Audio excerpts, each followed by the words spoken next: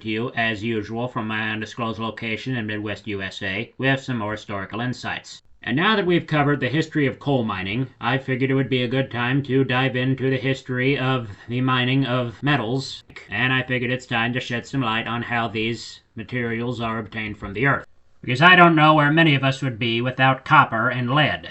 So break out your pickaxes, shovels, and blasting equipment as we dive into the history of copper, lead, and zinc mining in the United States. Copper has a long history in the United States, dating back to before the Europeans even colonized the country. And for copper mining, we do not look to the western United States, but rather the northern part of the Midwest, specifically the Upper Peninsula of Michigan, or the UP as it is known, and the inhabitants of which are called Upers. But anyway, more on actually I should probably do an entire episode on history of Michigan and why it is divided into two peninsulas, because it's actually quite a story in of itself. But anyway, I'm getting ahead of myself. Back to the copper mining. Copper actually represents some of the earliest known metalworking in the United States and North America in general. Native Americans started mining copper on the Keweenaw Peninsula, which is the very top of the Upper Peninsula of Michigan, at least 8,000 years ago. They would dig shallow mines and use heavy rock to break away the host rock from the native copper. The copper was used to make bracelets, beads, tools, fish hooks, and, well, other items for trade. And artifacts made from Michigan copper have been found all over North America. Another step was taken in 1621 when a Frenchman named Etienne Brule was sent by France on a mission to learn the language of the Ojibwa tribe and build a trading relationship with the many independent Ojibwa bands. And well, they must have been pretty persuasive because by the mid-1600s, the Ojibwa had allied themselves with the French and were well engaged in the fur trade. The Keweenaw Peninsula, which is the very top of the Upper Peninsula, was rich territory, and because in 1659 the explorers and traders Pierre Radisson and his brother-in-law Medard Chort Sieur de Groseilliers, and I hope I'm pronouncing that right, paddled along the south shore of Lake Superior to Keweenaw Bay. And there they encountered an industrious population of beavers, pieces of native copper, and convenient, well-established portage route that made traveling across the lake much easier. And 10 years later, another Frenchman named Jean Talon, who was in charge of the colony of New France, sent Louis Joliet to, and I quote, find the copper mine from which pieces of copper had been brought. Although he had failed to locate it, his journey was among many which opened the door for French priests to establish thriving missions around Lake Superior. However, the English would not attempt to mine copper until the Revolutionary period, specifically 1771. It was then that a man named Alexander Henry made such an attempt on the Keweenaw Peninsula of the Upper Peninsula of Michigan. And at that time, the nearest English settlement was almost 300 miles away in Sault Ste. Marie, which happens to be the oldest city in the entire state of Michigan. And the region is completely undeveloped and largely unmapped. And poor planning crippled Henry's adventurous spirit, and in the spring of 1772, the mine collapsed and produced little copper.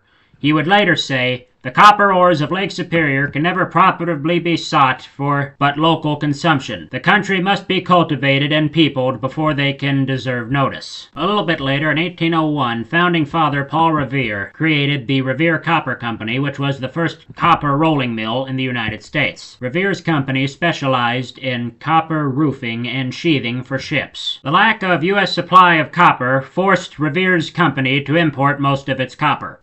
A little while later, however, in 1820, the Michigan territorial governor, this was after Michigan had been purchased from France for the Louisiana Purchase. You know all about that. I think I might have covered that. Well, anyway, the Michigan territorial governor, General Lewis Cass, visited the Ontonagon boulder, which was a large piece of float copper along the Ontonagon River. And anyone wondering what float copper is, it is copper that was transported through glaciers. And most of the copper in Michigan is float copper. Another major stepping stone would come in 1837 when Michigan became the 26th state in the Union.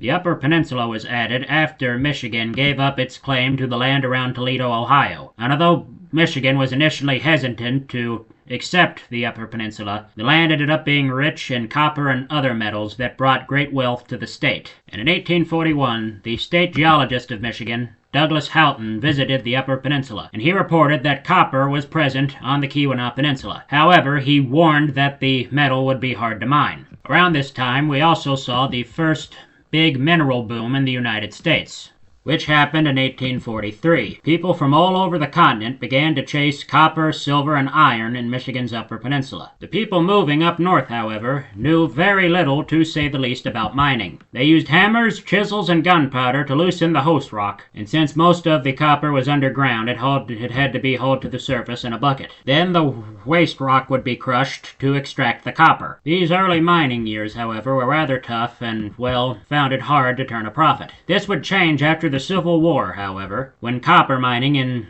Upper Michigan expanded. And as is so often the case, the mining companies often turned to immigrants to find workers. During the early post-Civil War years, the Irish were very present in the Lake Superior Copper District, and by the 1870s, the Irish were the largest single foreign-born group. Almost a third of the total born population of the Upper Peninsula were Irish, followed by natives of southwestern England and Wales. The Irish dominated the copper district because they brought with them hard rock and metal mining skills from the British Isles. 19th century Ireland had developed three large copper mining districts: Avoca, County Wicklow, and County Waterford, and the Beara Peninsula in County Cork. Another major ethnic group that made up the miners were people from Finland, or Finns. They first arrived in the Upper Peninsula after the Civil War, when the copper mining companies recruited them from mines in Norway because of their reputation of being hard workers.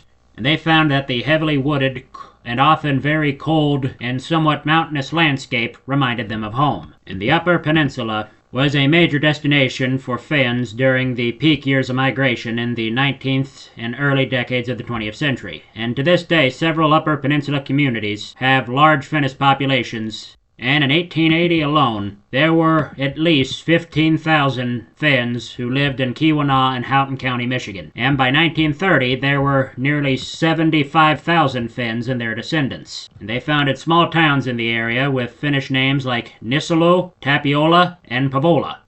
And, as is often the case, the immigrants brought with them food of their countries. The Finnish immigrants brought with them a special kind of oven-baked pancake they called panukaku, and the southwestern English immigrants brought with them a new kind of meat pie called a pasty. Not a pasty, that's two totally different things. A pasty is a savory pie filled with meat and vegetables, usually beef, potatoes, and rutabagas. And to this very day, pasties are seen as an integral symbol of the Upper Peninsula. And I now believe we should discuss how exactly the copper was extracted from the host rock. Copper was extracted in a smelting form called reverberatory smelting.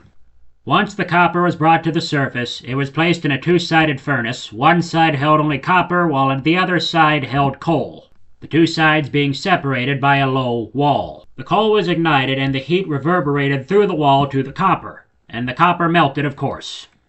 When the copper was melted, the metal workers skimmed the slag or the waste from the top of the copper.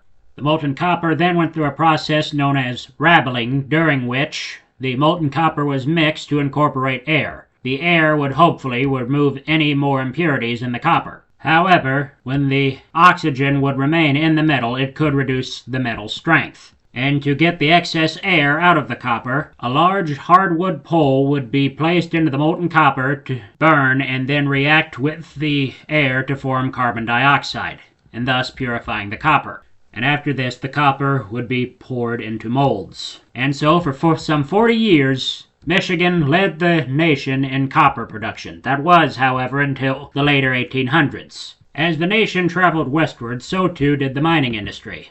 The big copper boom began in Arizona in 1880, and from the 1880s to the 1950s, copper mining was one of Arizona's major economic drivers. And interestingly, Arizona still continues to extract copper from the earth to this day. The change in location also brought with it changes to the mining industry. The copper mines in Upper Michigan were filled mostly, or I should say all, with high-grade copper, while the copper in the western territories at the time were mostly low grade. That is to say, they did not contain only copper. Malachite is one such copper ore, I should say, and there are others, but malachite being the main one with which I'm the most familiar.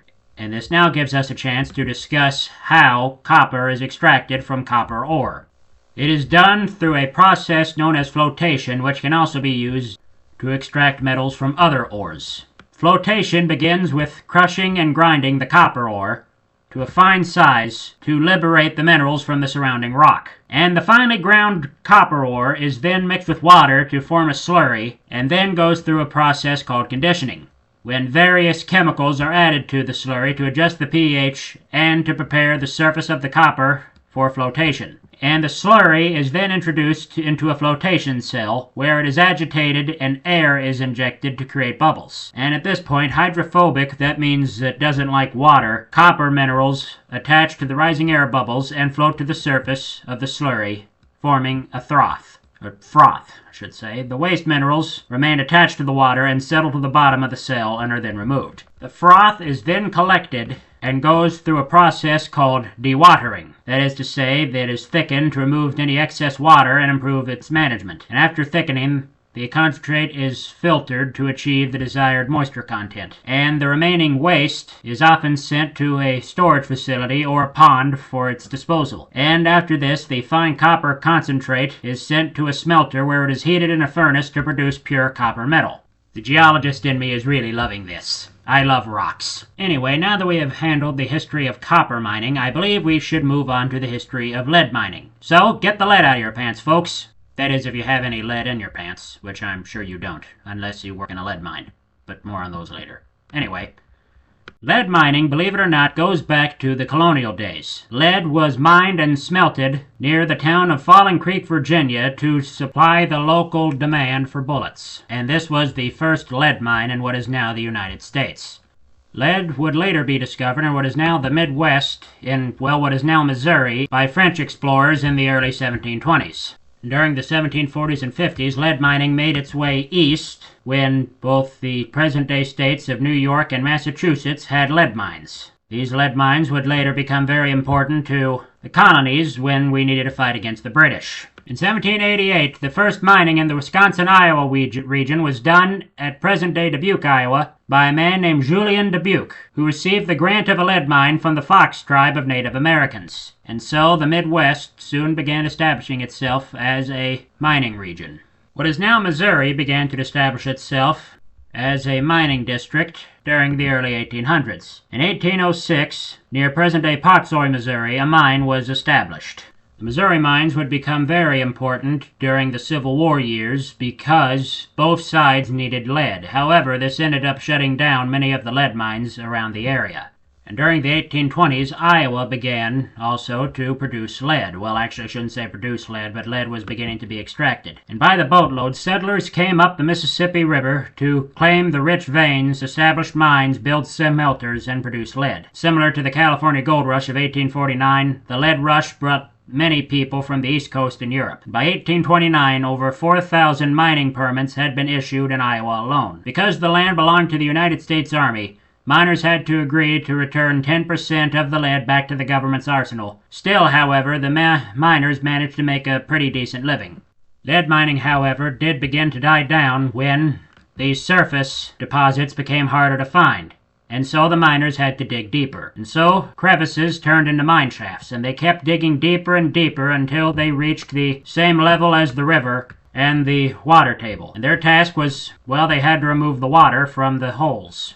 And of course, to do that, they had to pump it, but that soon proved to be very hard. And there was no sense digging deeper because the water kept seeping in. And the process of removing water from the mines took too much time and money. And so lead mining began to die out in Iowa. And once again, I think we should discuss how lead is extracted from the ores. Unlike copper, lead has very few commercially viable ores. Of the more than 60 minerals that contain lead, only 3 are commercially viable: galena, kerosite, and andalusite. Usually, lead is found in conjunction with other minerals such as silver and zinc, and lead materials are mined as a byproduct of these more valuable minerals. First, the lead is ground into small particles that are roughly the size of table salt, and then the lead powder, much like copper, is put through a flotation process. And with lead ore, the addition of pine oil is used as a chemical reagent, and the introduction of air bubbles and agitations form the froth which contained the lead ore, I should say.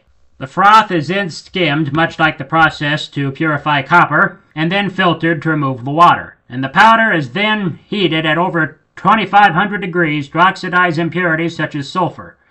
The resulting powder is further heated in a blast furnace with carbon, which produces molten lead and is drawn off into lead molds. And when this happens, it is about 95% pure and is further refined to reach the 99% purity by melting and skimming impurities. And once the lead reaches the required level of purity, it is then cast into lead blocks as the finished product. And in some cases, small quantities of impurities such as copper, antimony, tin, and zinc may be added to form lead alloys with various properties.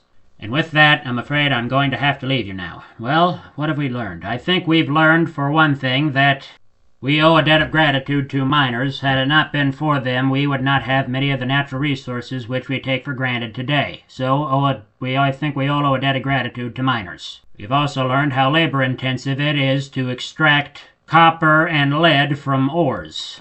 And I hope that I have both entertained you and informed you on this matter, because I know I have definitely learned something. I did not know how copper was extracted from ores. I must say I have enjoyed recording this podcast episode very much. So, goodbye, God bless, and remember to thank your local miners.